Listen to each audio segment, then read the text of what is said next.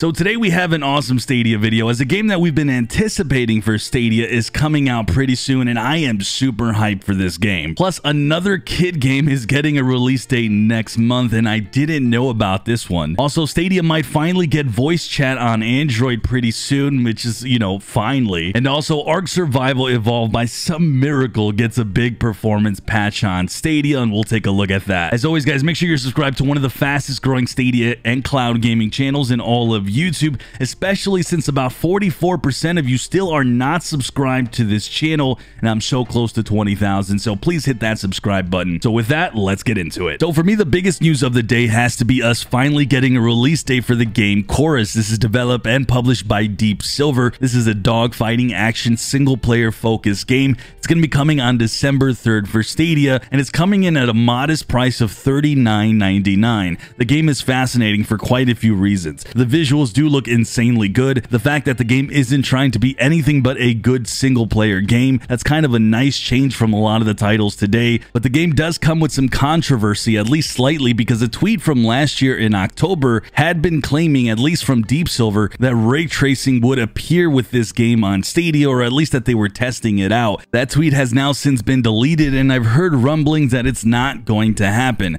So the mystery of when we're going to see ray tracing on Stadia is going to continue, but there is no mystery on my excitement for this one. I am going to have day one coverage, so glad to see this is coming in December, as honestly we had almost no big titles for that month specifically, especially compared to last year that had literally a ton of games every single week, and this one will kick it off for us, so it's awesome to see. But as I was doing some digging around, guys, I didn't realize this. Another game here, PJ Masks Heroes of the Night, is slated for Stadia on October 29th. Yes, it's another outright game, and it looks positively simple, one for the little tykes. Someone brought this up on my live streams that I do every single Saturday early afternoon and late morning.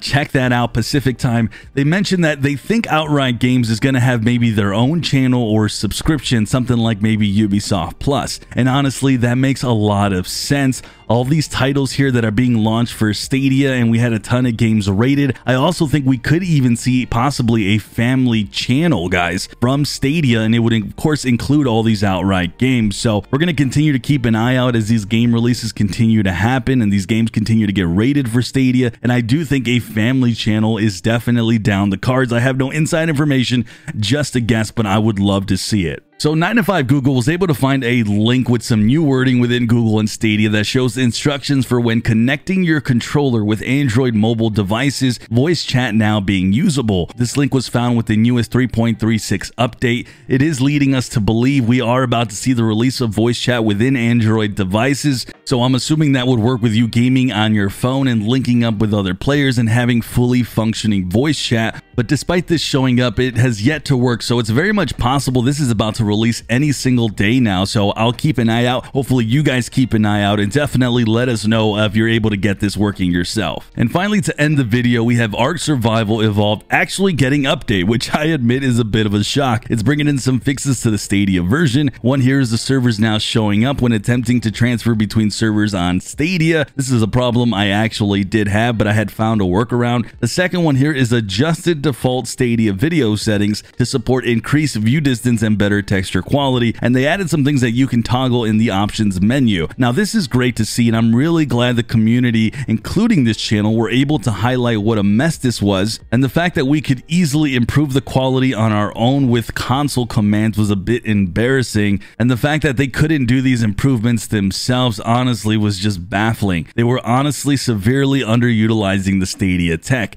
I get that this game runs like poop on every single platform. I get that these developers don't have a great track record, but it's not a bad thing to try and hold them in some form of standards here and to hold them just a little bit accountable. I'm glad we all collectively did, and I'm glad that we have some improvements now. With that, guys, if you haven't already, subscribe and hit the thumbs up. I'm Sunny, and I'll see you in the clouds.